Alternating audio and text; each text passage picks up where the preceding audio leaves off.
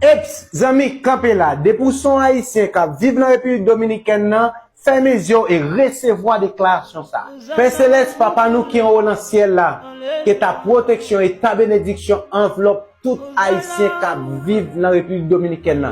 Enveloppez petit yo, enveloppez famille yo, enveloppez tout le monde qui a frotté ensemble avec yo, enveloppez tout entourage yo, au nom de Jésus de Nazareth. Protégez yo contre toute vieille attaque satanique, contre toute vieille attaque gouvernement ça, au nom de Jésus de Nazareth.